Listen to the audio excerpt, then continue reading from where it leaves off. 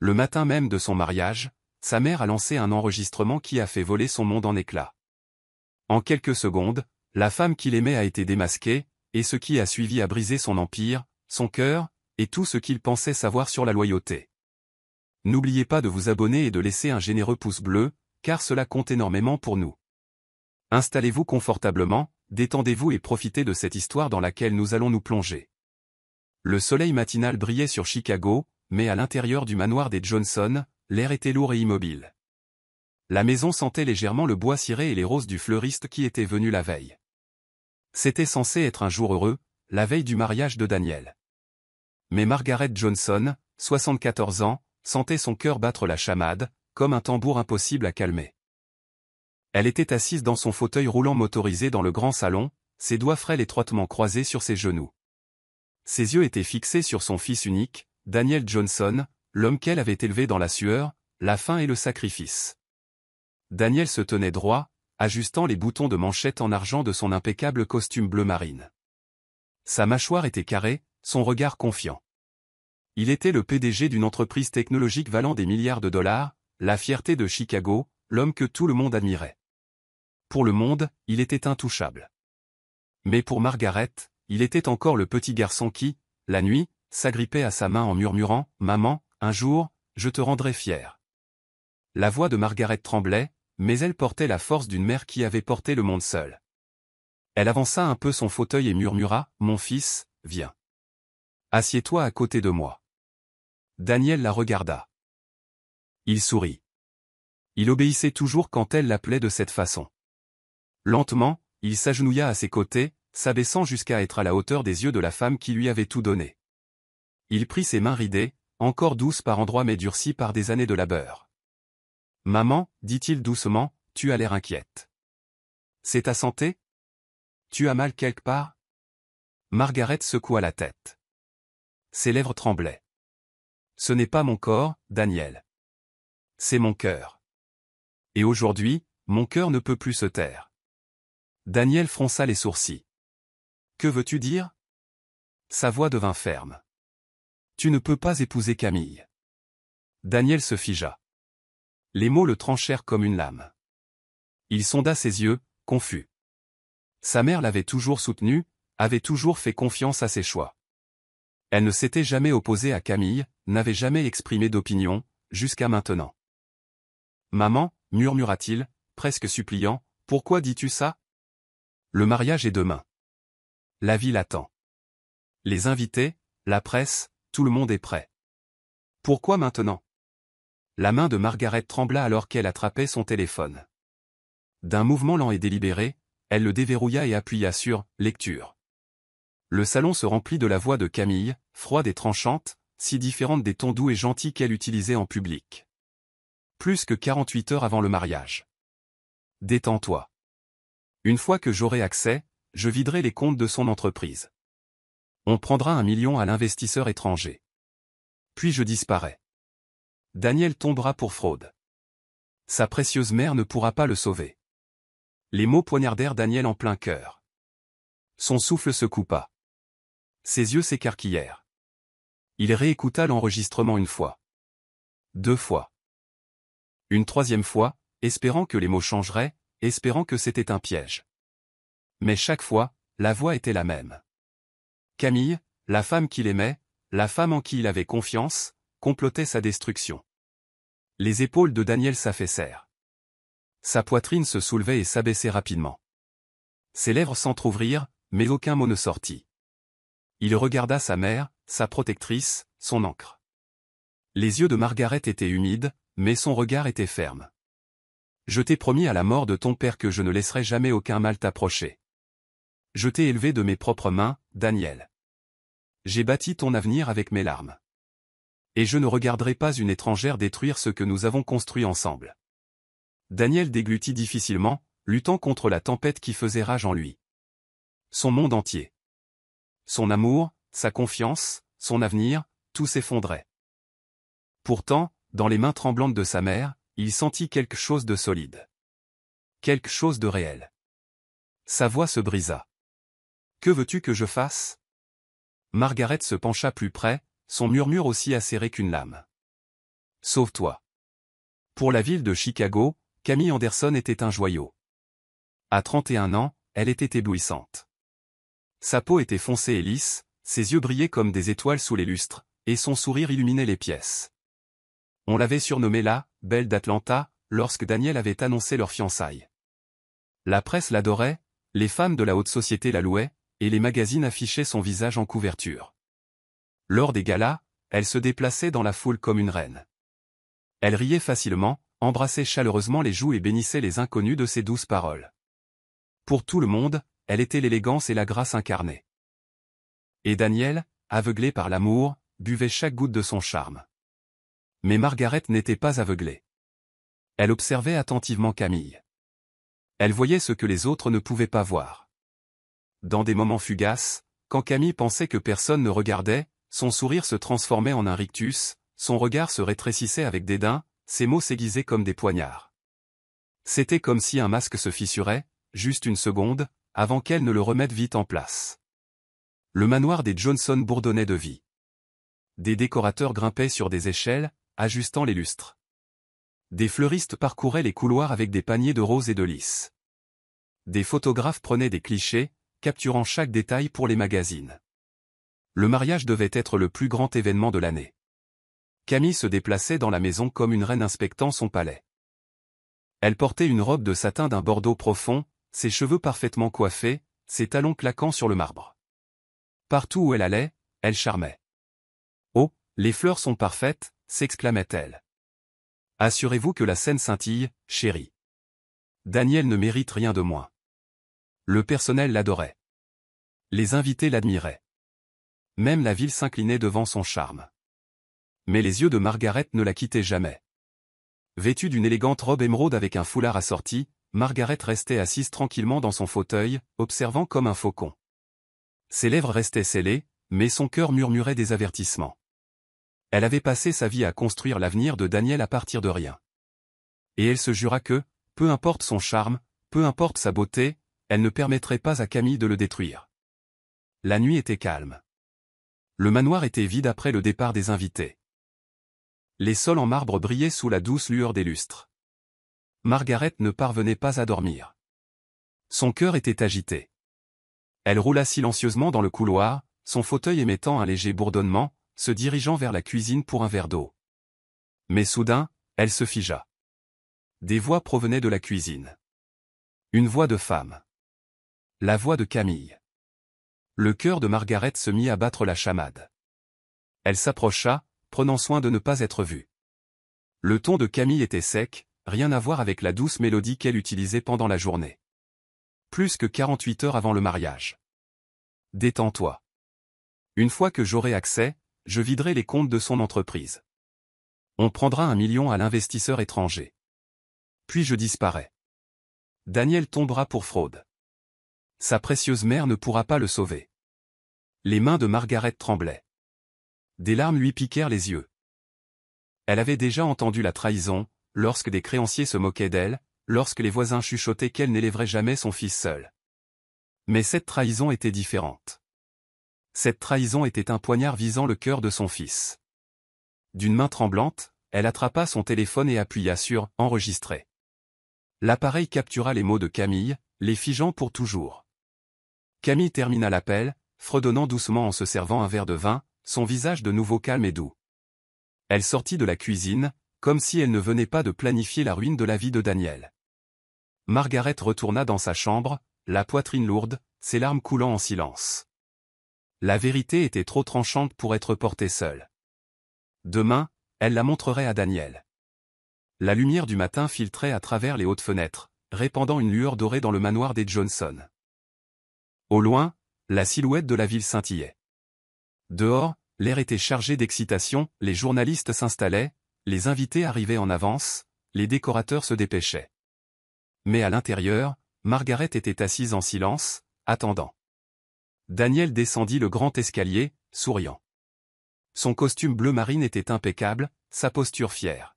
« Maman, dit-il chaleureusement, comment vas-tu aujourd'hui » Margaret ne lui rendit pas son sourire. Ses yeux étaient humides mais son regard était ferme. « Mon fils, assieds-toi. » Daniel hésita, puis obéit, s'agenouillant à ses côtés. Elle prit sa main dans les siennes, ses doigts frêles le serrant avec une force surprenante. « Te souviens-tu de nos luttes » demanda-t-elle.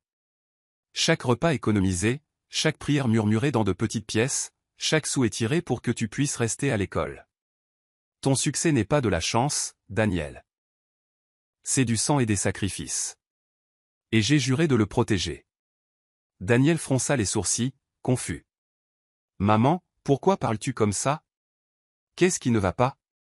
Margaret déverrouilla son téléphone et appuya sur « Lecture ». La voix de Camille emplit à nouveau la pièce, complotant, menaçant, détruisant. Le visage de Daniel perdit toute couleur. Sa poitrine se soulevait et s'abaissait lourdement. Il réécouta une fois. 2 fois. Encore. Mais les mots ne changèrent pas. La voix de Camille était la même. La femme qu'il aimait avait prévu de le ruiner. Ses yeux se remplirent de douleur. « Maman » murmura-t-il, la voix brisée. « Pourquoi? Pourquoi me ferait-elle ça ?» La main de Margaret serra la sienne. « Parce que tous les sourires ne sont pas honnêtes, mon fils. Les loups portent des masques. Mais la vérité les démasque tous. » La poitrine de Daniel tremblait tandis qu'il respirait. Il voulait s'effondrer dans ses bras, mais à l'intérieur, l'homme en lui savait qu'il devait agir. Il murmura, « Que veux-tu que je fasse ?» Margaret se pencha plus près, son murmure aussi tranchant que l'acier. « Sauve-toi. » Daniel se releva, le corps tremblant. Le garçon en lui aspirait à s'effondrer dans les bras de sa mère, mais l'homme qu'il était devenu savait ce qu'il fallait faire. Son monde parfait avait disparu. Son mariage n'était plus une célébration, c'était un piège. Il prit son téléphone d'une main tremblante. Il composa le numéro des parents de Camille à Atlanta. « Bonjour, monsieur. »« Madame, » dit-il, la voix stable bien que sa poitrine le brûlât. « Je suis désolé, mais le mariage est annulé. » À l'autre bout du fil, des halètements, de la colère, de l'incrédulité. « Quoi? Daniel, comment peux-tu, c'est la veille du mariage. Te rends-tu compte de ce que tu dis ?» La mâchoire de Daniel se crispa. Sa voix resta calme. « Ce n'est pas une décision que j'ai prise à la légère. Je vous expliquerai bientôt. » Il raccrocha. Ses mains tremblaient, mais son visage était calme. Il appuya doucement son front contre celui de sa mère. « Merci, maman. » Mais avant qu'il ne puisse respirer, la sonnette retentit. Le son résonna dans le manoir. Margaret et Daniel échangèrent un regard. Lentement, Daniel se dirigea vers la porte et l'ouvrit. Camille se tenait là, radieuse comme toujours, portant une boîte à rubans. Son visage rayonnait, ses yeux pétillaient, son sourire était large. « Chérie » gazouilla-t-elle en s'avançant. « Une surprise pour notre grand jour. » La mâchoire de Daniel se crispa. Il ne s'écarta pas.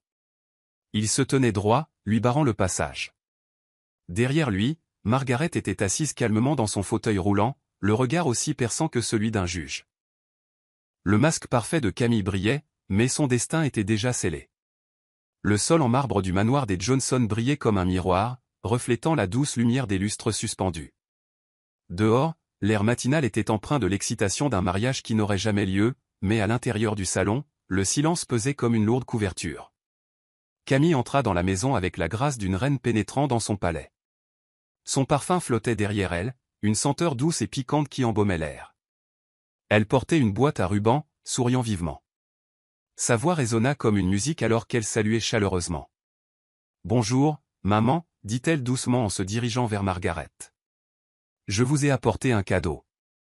Quelque chose de spécial, car demain nous deviendrons tous une seule et même famille. » Ces mots étaient du miel, mais les yeux de Margaret restèrent vifs. Elle ne sourit pas. Elle ne jeta même pas un regard au cadeau. Son regard était fixe, comme celui d'un juge sur le point de rendre une sentence. Elle avança légèrement son fauteuil, le doux bourdonnement remplissant le silence, et dit d'une voix ferme, « Assieds-toi. » Camille cligna des yeux, feignant la surprise. Elle regarda Daniel, qui se tenait près de la cheminée en marbre, les bras croisés sur sa poitrine. Il ne dit rien. Ses yeux étaient sombres, son visage illisible. Camille laissa échapper un petit rire, le genre de rire que les gens utilisent pour cacher leur nervosité. Elle posa délicatement la boîte sur la table et s'installa sur le canapé en cuir. Elle croisa les jambes, sa robe s'étalant autour d'elle comme une vague, et sourit à nouveau. « Est-ce que tout va bien ?» demanda-t-elle d'un ton léger, sa voix empreinte d'un faux calme.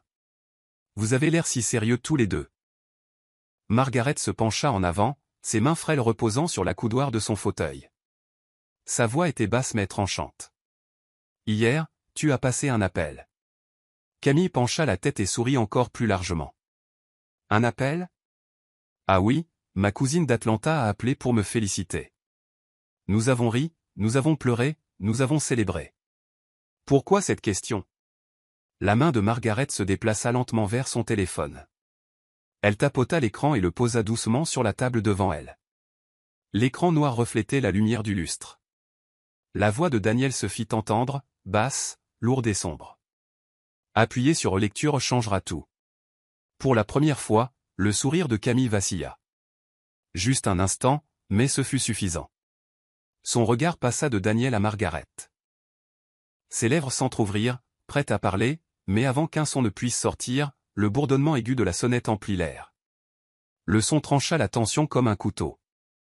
Daniel tourna la tête vers la porte, les poings serrés. Il s'avança lentement et ouvrit.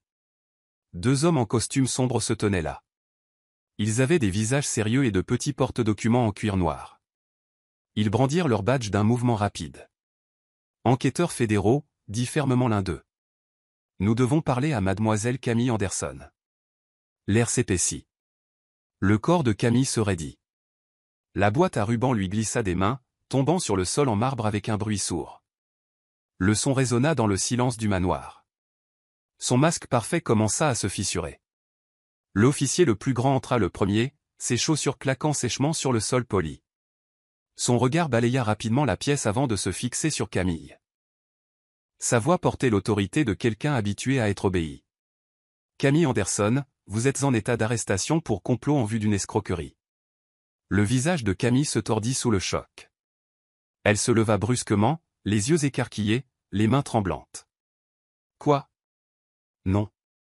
C'est une erreur. » « Chérie, dis-leur. » Elle se précipita vers Daniel, ses talons claquant contre le marbre, les bras tendus.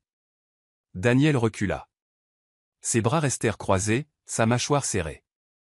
Ses yeux brûlaient, mais sa voix ne s'éleva pas. Ses mots sortirent, bas et lourds. « Parlez. De ma destruction. » L'officier plus petit se déplaça rapidement, sortant des menottes de sa ceinture. Camille se débattit, essayant de résister, mais l'acier se referma fermement sur ses poignets. Le bruit sec des menottes se fermant résonna comme le tonnerre dans la maison silencieuse. « Vous avez le droit de garder le silence », commença l'officier. « Tout ce que vous direz pourra et sera retenu contre vous. » Camille poussa un cri, coupant ses paroles. « Je t'aime, Daniel. S'il te plaît, tu me connais. » Ce n'était rien, juste des paroles en l'air. Je ne le pensais pas. S'il te plaît, crois-moi. Sa voix se brisa alors que les larmes coulaient sur son visage. La voix de Margaret trancha le chaos, calme mais plus acéré que l'acier. Si tu ne voulais aucun mal, pourquoi l'as-tu dit quand tu pensais que personne n'écoutait ? La bouche de Camille s'ouvrit, mais aucun son n'en sortit. Son silence en disait plus long que ses pleurs. Les officiers l'entraînèrent doucement mais fermement vers la porte. Son parfum flottait encore dans l'air, mais son masque, autrefois parfait, avait disparu. Son téléphone glissa de sa poche alors qu'on l'emmenait. Il dérapa sur le sol en marbre, s'arrêtant près des pieds de Daniel. Un message brillait sur l'écran. « Ne t'inquiète pas. Après le mariage, on passe à l'action. L'argent est à nous. » Daniel se pencha lentement, les mains tremblantes, et ramassa le téléphone. Sa poitrine se serra. Son monde s'était effondré, mais ce message lui disait que la tempête était loin d'être terminée. Cette nuit-là, le manoir était sombre et silencieux. Les rires, la musique et l'excitation des préparatifs du mariage s'étaient tus. Seules des ombres remplissaient les pièces. Daniel était assis dans son bureau, la lourde table en chêne devant lui couverte de papier. Sa tête reposait dans ses mains, sa poitrine lourde. Margaret était assise à proximité, sa présence stable comme toujours, ses mains calmement croisées sur ses genoux. Le téléphone sur le bureau sonna, strident et urgent. Daniel répondit. C'était son avocat, Richard Hall, sa voix rapide et tendue. Daniel, la famille de Camille a intenté un procès. Ils réclament $1 million pour traumatisme émotionnel. Ils prétendent que tu as annulé le mariage et l'as humilié en public. La mâchoire de Daniel se crispa. Sa poitrine se soulevait et s'abaissait. La main de Margaret se tendit, touchant doucement son bras. Sa voix était douce mais ferme. Nous nous battrons. La nouvelle se répandit comme une traînée de poudre à travers l'Amérique. Les gros titres hurlaient, un PDG de Chicago annule son mariage. La fiancée intente un procès d'1 million. Les journalistes envahirent le manoir. Les paparazzis campaient devant les portes, leurs appareils photo crépitant comme des éclairs. Des microphones étaient pointés vers le visage de Daniel chaque fois qu'il sortait. « Votre mère a-t-elle influencé cette décision ?» cria un journaliste. « Avez-vous humilié Camille intentionnellement ?» insista un autre. Les lèvres de Daniel restèrent closes. Ses lunettes noires cachaient ses yeux fatigués. Il refusait de parler. À l'intérieur, la voix de Richard emplit le bureau. L'avocat de Camille jouera sur la sympathie. Ils la dépeindront comme une victime. Mais nous avons l'enregistrement. Demain, au tribunal fédéral de Chicago, nous montrerons la vérité. Nous montrerons au monde qui elle est vraiment. Margaret se pencha plus près, ses yeux ne quittant pas son fils. Reste ferme, Daniel. La vérité ne peut être enterrée. Daniel hocha lentement la tête. Son cœur était lourd, mais sa résolution était ferme. Demain, le monde verrait. Le palais de justice était une ruche de bruit et de flash. Les journalistes s'entassaient sur les marches, leurs voix s'élevant les unes au-dessus des autres. À l'intérieur, la salle d'audience était bondée, chaque siège occupé. L'air était épais de murmures. D'un côté, Camille était assise dans une robe en dentelle blanche, le visage pâle, les yeux mouillés de larmes de crocodile. Ses parents étaient assis à ses côtés, l'air fatigué et brisé. Camille tenait des mouchoirs dans ses mains menottées, tamponnant ses yeux de manière théâtrale. De l'autre côté était assis Daniel. Son costume noir était impeccable, sa cravate parfaitement nouée. À ses côtés, Richard, calme et préparé. Margaret était assise tout près, son fauteuil roulant fermement garé, ses yeux stables comme de la pierre. Le juge entra, sa robe noire flottant, son marteau frappant le bureau. Silence dans la salle. L'avocat de Camille se leva le premier, sa voix tonitruante. Ma cliente a subi une humiliation du plus haut degré. Un mariage annulé la veille. Elle a été abandonnée, déshonorée devant la ville, la nation. C'est de la torture émotionnelle. Nous demandons $1 million pour sa douleur. Des murmures de sympathie se répandirent dans la salle d'audience. Les journalistes griffonnaient furieusement, les appareils photo cliquetaient. Puis Richard se leva. Sa voix était stable, pas forte, mais assez puissante pour percer le bruit. Cette affaire ne concerne pas un chagrin d'amour. Elle ne concerne pas des larmes. Elle concerne une fraude. Des halètements parcoururent la foule. Richard leva le téléphone, appuya sur « Lecture ». La salle se remplit de la voix froide de Camille, complotant pour vider des comptes, piéger Daniel et disparaître. Les mots résonnèrent comme le tonnerre. La mère de Camille enfouit son visage dans ses mains. Son père secoua la tête de honte. Les yeux de Camille s'écarquillèrent. Elle balbutia, la voix brisée. C'était une blague. Je ne le pensais pas. S'il vous plaît, je l'aime. Le marteau du juge s'abattit violemment sur le bureau. Ce tribunal ne récompense pas la tromperie. L'affaire est classée. La salle d'audience éclata de bruit, les journalistes criant, les spectateurs haletants. Camille s'effondra sur son siège, ses larmes maintenant réelles. Daniel resta immobile, la poitrine lourde, la main de sa mère reposant sur la sienne. Daniel retourna à son manoir, épuisé mais soulagé. Cette nuit-là, il s'assit tranquillement dans le salon, la lueur de la ville brillant à travers les hautes fenêtres. Margaret était assise à proximité, sa présence douce et stable. Pour la première fois depuis des jours, Daniel expira en paix. Il se pencha en arrière dans son fauteuil, fermant brièvement les yeux. Mais son téléphone vibra. Un nouveau message. Ce n'est pas fini. Elle ne travaillait pas seule. Les yeux de Margaret se rétrécirent. Elle se pencha plus près, sa voix grave. Une marionnette a toujours un marionnettiste. La poitrine de Daniel se serra. Son esprit revint au message lumineux qu'il avait vu sur le téléphone de Camille. Celui signé par J. Qui était J? Le lendemain matin, Daniel rassembla ses alliés les plus fiables dans la salle de conférence de son siège social. Richard était assis à ses côtés, ouvrant des dossiers. Anthony Cole, son chef de la sécurité, se tenait droit, ses yeux vifs balayant tout le monde dans la pièce. Michael Rivers, son directeur des opérations et plus proche allié en affaires, se pencha nerveusement, ses doigts tapotant la table. La voix de Daniel était ferme. Nous devons trouver qui est J. Camille était dangereuse.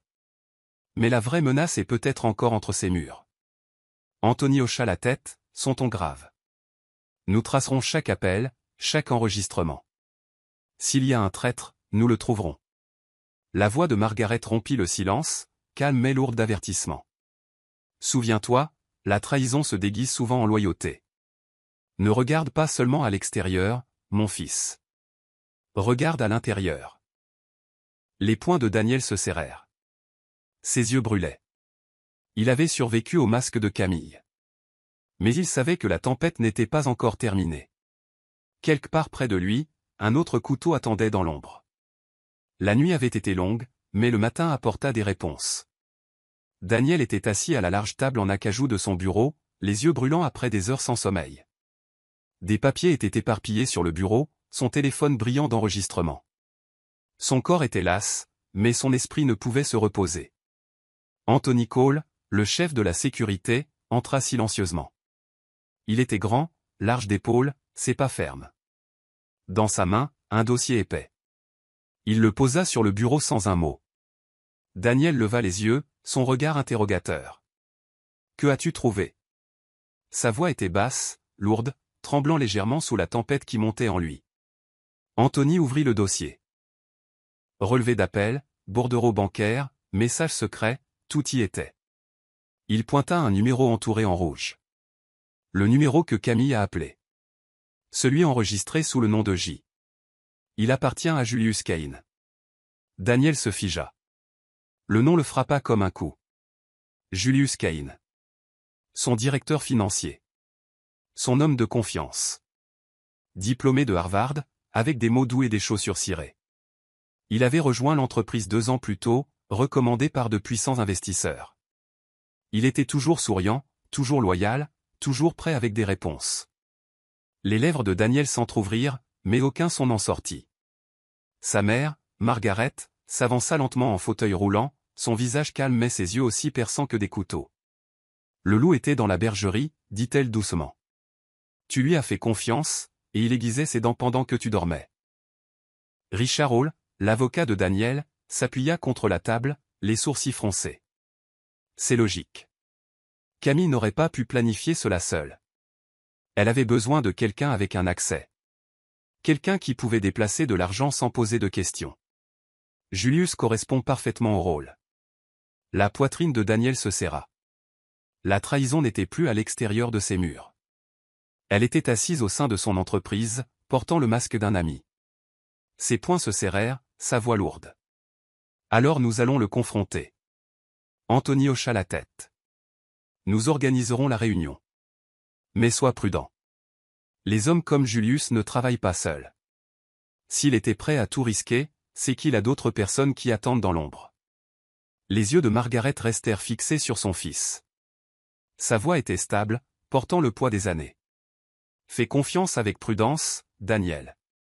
Même les ombres peuvent sourire.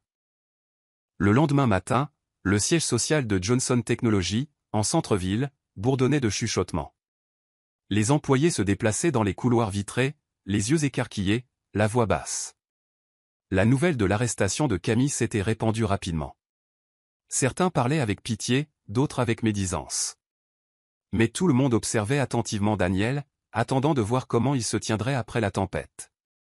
Daniel entra avec Margaret à ses côtés, son fauteuil roulant glissant silencieusement sur le sol poli. Ses pas étaient assurés, son visage impassible, mais à l'intérieur, sa poitrine brûlait. La salle de conférence était grande, sa longue table en verre brillant sous des lumières vives. Julius était déjà là, portant un costume gris avec une cravate en soie, son sourire aussi large que d'habitude. Il se leva à l'entrée de Daniel, lui tapant dans le dos avec une chaleur étudiée. « Patron, dit joyeusement Julius. Félicitations pour avoir lavé ton nom. Cette femme était une source de problèmes depuis le début. Je t'avais dit que quelque chose clochait chez elle. » Daniel ne sourit pas. Il ne dit rien. Il plongea la main dans sa poche et sortit le téléphone de Camille. Il le jeta sur la table en verre. L'écran s'alluma, affichant le message « L'argent est à nous, J ». Le sourire de Julius vacilla une fraction de seconde. Puis il éclata de rire, fort et insouciant. C'est un coup monté. N'importe qui aurait pu écrire ça. Tu ne crois pas à ces bêtises, n'est-ce pas? Les yeux de Daniel le transpercèrent. Nous avons tracé le numéro.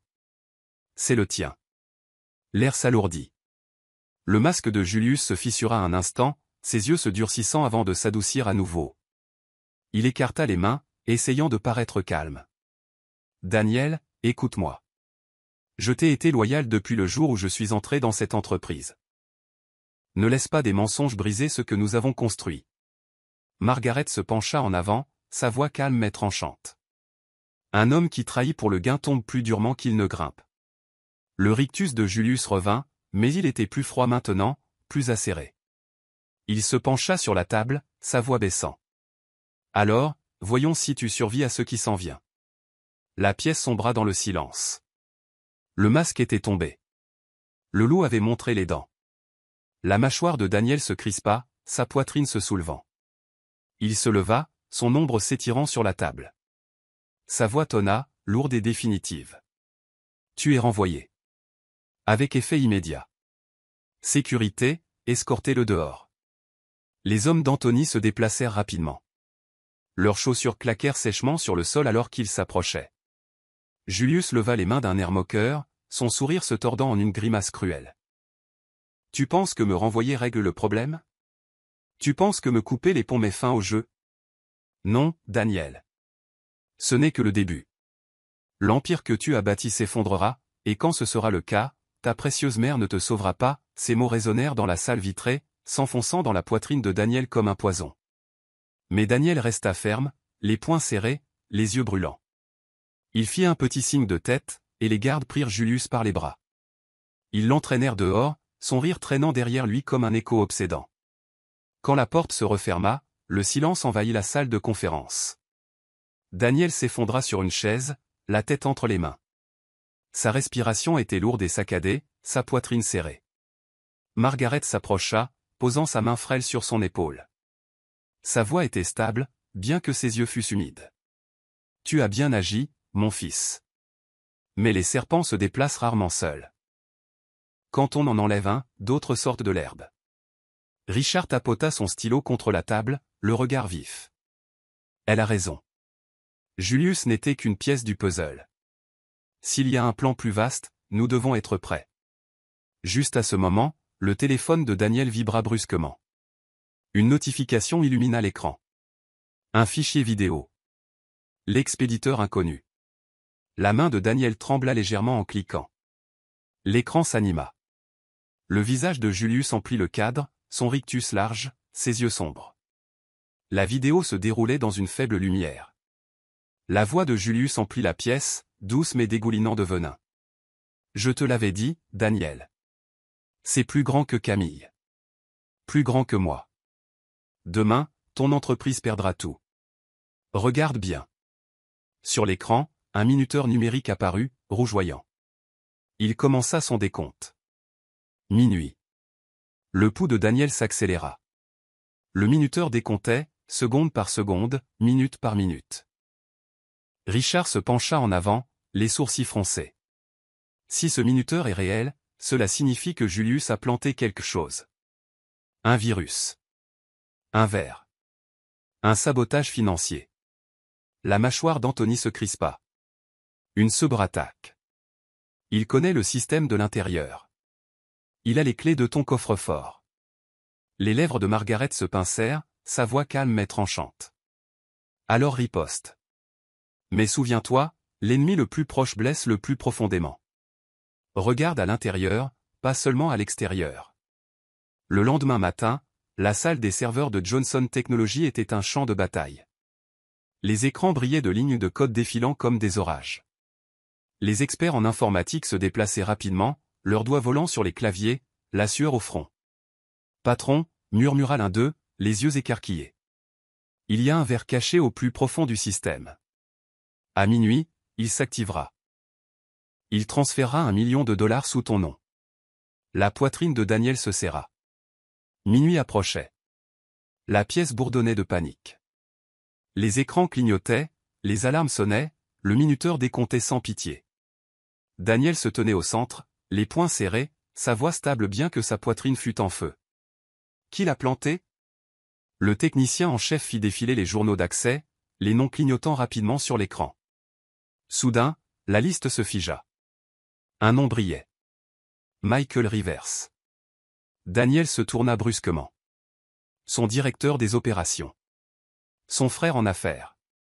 L'homme en qui il avait le plus confiance. Le visage de Michael devint blême, ses mains tremblantes. Ses lèvres s'entr'ouvrirent, cherchant des mots, mais rien ne sortit. La main d'Anthony se déplaça vers son étui. Sa voix était basse, stable, dangereuse. « Patron, donnez l'ordre. » La voix de Daniel tonna à travers la pièce. « Pourquoi ton nom est-il ici ?» Michael déglutit, les yeux humides. « Parce que j'ai ouvert la porte. Julius a promis d'effacer mes dettes. Je pensais que c'était inoffensif, juste de petits chiffres. Juste un peu de détournement. Je ne savais pas qu'il amènerait Camille ou qu'il essaierait de te détruire. Je jure que je ne savais pas. » La poitrine de Daniel tremblait. Ses mains tremblaient. Son plus proche allié. Son frère d'armes. Un couteau dans son dos. La voix de Margaret trancha la tempête, nette et stable. Arrête le transfert d'abord. Pleure la trahison plus tard. Le minuteur clignotait. 00. 15 heures. Tuer le verre, aboya Daniel, sa voix perçant la panique. Les doigts des techniciens volèrent, le bruit des claviers remplissant l'air. Des bips résonnèrent tandis que des avertissements clignotaient sur les écrans. Le technicien en chef halta. L'interrupteur d'urgence est verrouillé. Nous avons besoin d'un mot de passe. Daniel se tourna brusquement vers Michael, les yeux flamboyants. C'est quoi? Les lèvres de Michael tremblaient. Ses yeux allaient de Daniel au minuteur rougeoyant. Même si je le donne, Julius reviendra plus fort. Tu ne gagneras jamais. Le poing de Daniel s'abattit sur la table. Sa voix rugit, un tonnerre secouant la pièce. Le mot de passe. Michael ferma les yeux, les lèvres tremblantes. Finalement, il murmura « Lucas 75 ». Daniel se figea. Le nom lui poignarda le cœur. Lucas, son père. 75, l'année de sa naissance. Julius et Michael s'étaient moqués du nom de son père, avaient utilisé le sang de sa famille comme clé de la trahison. La rage brûla dans la poitrine de Daniel, plus chaude que le feu. Sa mâchoire se serra. Ses yeux flamboyèrent. Le technicien tapa rapidement. Le système bipa. Le verre se figea. Le transfert s'arrêta. Le minuteur s'arrêta à 7 secondes.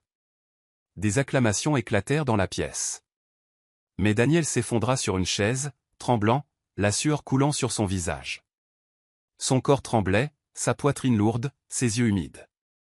Margaret s'approcha, sa main touchant doucement son bras. Sa voix était calme, forte. « Tu t'es bien battu, mon fils. Mais souviens-toi, la bataille n'est jamais terminée. » Le lendemain, la nouvelle se répandit comme une traînée de poudre. Julius fut arrêté à Washington, pris au piège dans un appartement sombre, son arrogance finalement brisée. Michael fut livré aux autorités fédérales, ses dettes et ses mensonges révélés au grand jour. Les gros titres enflammèrent la nation, un PDG de Chicago déjoue un complot frauduleux d'1 million de dollars. Les investisseurs louèrent la force de Daniel, sa résilience. Mais à l'intérieur, Daniel se sentait vide. Il avait perdu sa fiancée, son plus proche allié, et vu la trahison s'épanouir au sein même de son entreprise. Cette nuit-là, il se tenait seul sur le balcon de son manoir, les lumières de la ville brillant comme des étoiles sous lui. Son téléphone vibrait sans cesse d'appels, d'éloges, de questions. Mais il les ignora tous. Ses poings se serrèrent. Son cœur lui faisait mal. Son esprit s'emballait. « Je reconstruirai », murmura-t-il au ciel nocturne. « Je ne les laisserai pas gagner. » Margaret le rejoignit, son foulard émeraude scintillant doucement sous les lumières de la ville. Sa main se tendit, se posant doucement sur son bras. Sa voix était douce, mais elle portait le poids de la vérité. « La tempête arrache les feuilles, mon fils. Mais les racines demeurent. Tu es enraciné dans le sacrifice. Et les racines perdurent. » Daniel ferma les yeux. Sa poitrine se souleva. Son cœur battait lourdement. Mais dans les paroles de sa mère, il trouva la force. La tempête était passée, mais les cicatrices resteraient. Les semaines se transformèrent en mois, et bien que l'entreprise de Daniel soit de nouveau en sécurité, son cœur portait des cicatrices. Il travaillait dur, reconstruisant ce que la trahison avait tenté de détruire. Les journalistes louaient sa force, les investisseurs lui faisaient plus confiance que jamais, mais la nuit, il restait assis en silence, contemplant les lumières de la ville, se demandant si la paix reviendrait un jour. Un soir froid, il assista à un sommet financier à New York. La salle de bal scintillait de lumière, les voix bourdonnaient autour de lui, les verres s'entrechoquaient. Pourtant, Daniel resta silencieux, assis à une table dans un coin. Il serrait des mains quand c'était nécessaire, souriait poliment, mais il était fatigué des masques, fatigué du charme. C'est alors qu'il la remarqua. De l'autre côté de la pièce se tenait une jeune femme, non pas éblouissante de diamants ou de robes, mais calme, simple, gracieuse. Elle portait une élégante robe bleu marine, sa peau foncée brillant sous la lumière, ses yeux vifs mais bienveillants. Elle tenait un bloc-notes, parlant avec une confiance tranquille à un groupe de cadres. Plus tard dans la soirée, Daniel se retrouva à côté d'elle près du buffet. Elle tendit la main vers un verre d'eau, et il fit de même. Leurs doigts se frôlèrent brièvement. « Pardon », dit doucement Daniel. Elle sourit gentiment. « Ce n'est rien. Je suis Isabella Green. » Sa voix était douce, mais elle portait de la force. Ils commencèrent à parler, et alors que les minutes se transformaient en heures, Daniel ressentit quelque chose qu'il n'avait pas ressenti depuis des mois. La paix. Isabella lui raconta qu'elle était comptable à Dallas, élevée dans une famille modeste. Elle parla d'honnêteté, du fait que les chiffres ne mentent jamais, de sa haine de la cupidité. Daniel écoutait, chaque mot s'enfonçant profondément en lui. Pour la première fois depuis Camille, il sentit sa poitrine se desserrer. Il retrouva l'espoir. Cette nuit-là, il retourna à sa chambre d'hôtel, la voix d'Isabella résonnant dans son esprit. Quelques semaines plus tard, Daniel amena Isabella à Chicago. Le manoir était calme lorsqu'elle entra, ses yeux s'écarquillant en admirant les hautes fenêtres et les sols en marbre. Mais elle ne halta pas ni ne se vanta comme d'autres l'avaient fait. Elle marchait humblement, ses pas assurés, son regard doux. Margaret l'étudia attentivement depuis son fauteuil. Elle se souvenait du sourire acéré de Camille, des regards froids, de la fausse douceur. Mais Isabella était différente. Elle se dirigea droit vers Margaret, se pencha légèrement et lui prit la main. « Madame Johnson, dit doucement Isabella, votre fils parle de vous avec honneur. J'espère pouvoir le respecter de la manière dont vous l'avez élevé. » Des larmes montèrent aux yeux de Margaret. Elle serra fermement la main d'Isabella, ses lèvres tremblant. Celle-ci, Daniel, murmura-t-elle plus tard, est la bonne. Ne perds pas de temps. Le cœur de Daniel se gonfla. Pour une fois, il ne douta pas. 2 mois plus tard, à l'intérieur de la grande cathédrale de Chicago, Daniel se tenait devant l'autel. La salle scintillait de lumière douce et de roses blanches. Amis et famille remplissaient les bancs, mais il n'y avait ni journalistes, ni magazines, ni flash crépitant. Ce mariage n'était pas pour le monde. C'était pour l'amour. Quand Isabella entra, sa robe blanche flottant comme une douce vague, la poitrine de Daniel trembla. Ses yeux se remplirent de larmes.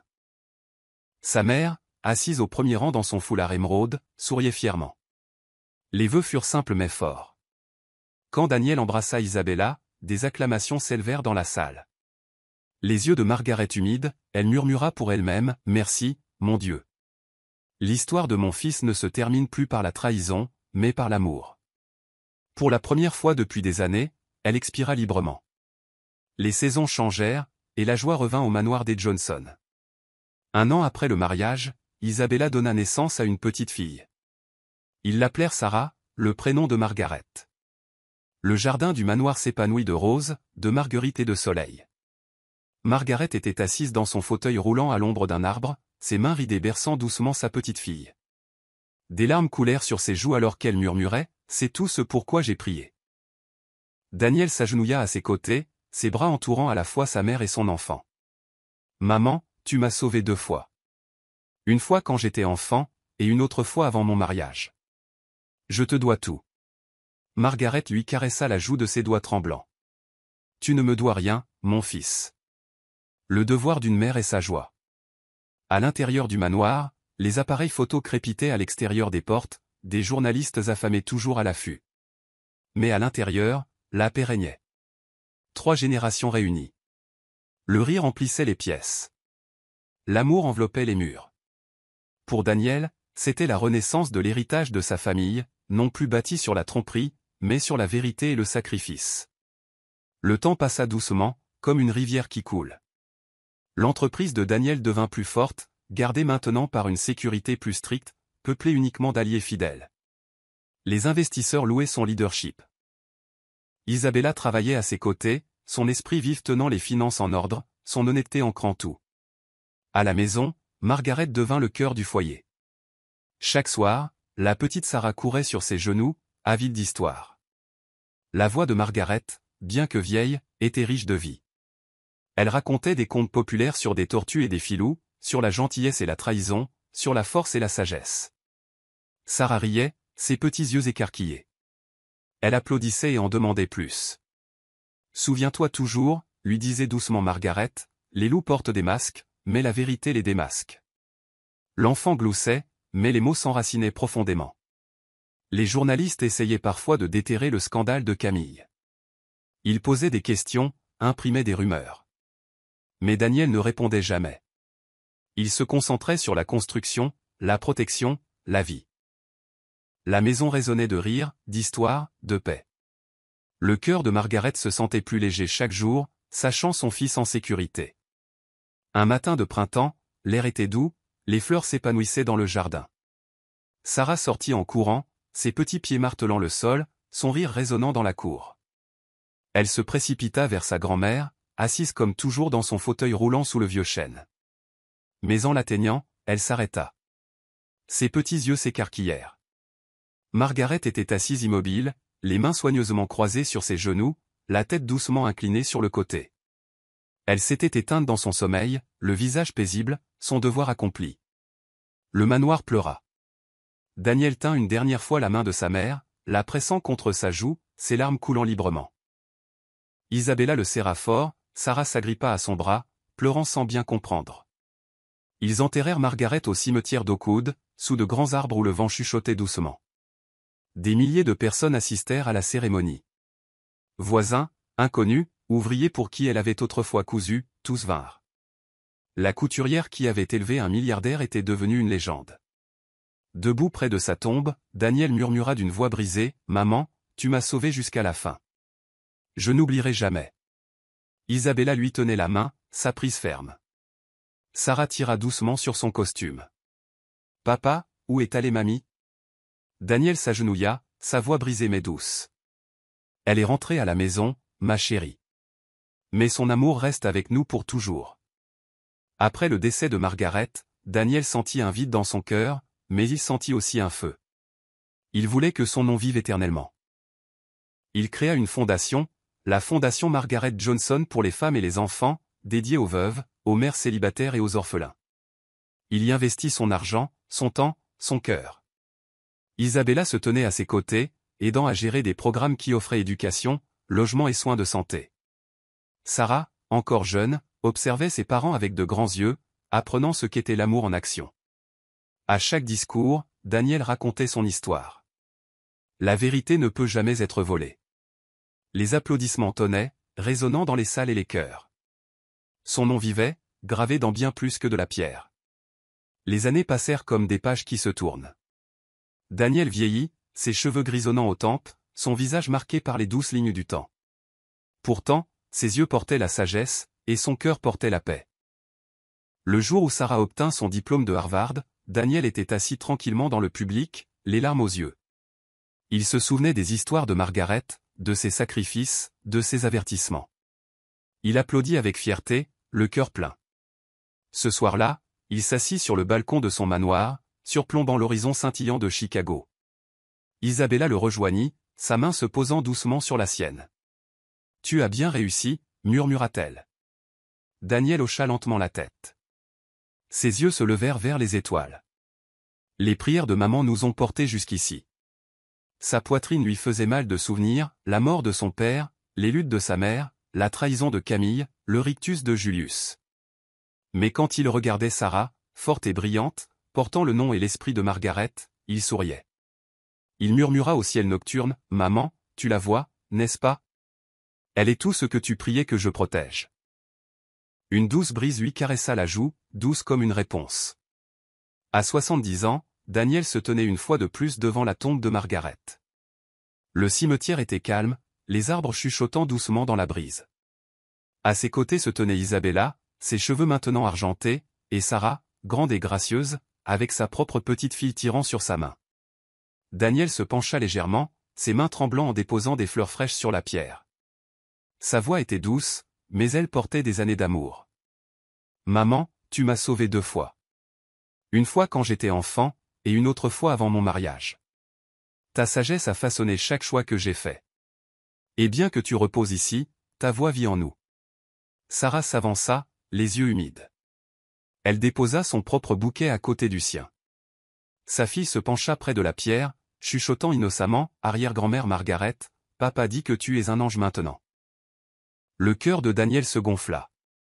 Ses yeux se fermèrent alors que le vent bruissait dans les feuilles, emportant des murmures de paix. Il pouvait presque entendre à nouveau sa voix, stable et calme, le devoir d'une mère ne finit jamais. Daniel sourit à travers ses larmes, serrant sa famille contre lui. Son amour n'avait pas pris fin. Il vivait encore, en lui, en Sarah, en chaque enfant touché par son héritage. Et tant qu'il respirerait, le nom de Margaret Johnson ne s'effacerait jamais. Je suis heureux que vous soyez arrivés jusqu'au bout. J'espère que vous avez apprécié l'histoire. N'hésitez pas à laisser un généreux pouce bleu et à vous abonner pour d'autres récits captivants comme celui-ci. Nous aimerions avoir votre avis, quelles leçons avez-vous tirées de cette histoire? Partagez vos réflexions dans les commentaires ci-dessous. On se retrouve pour la prochaine histoire.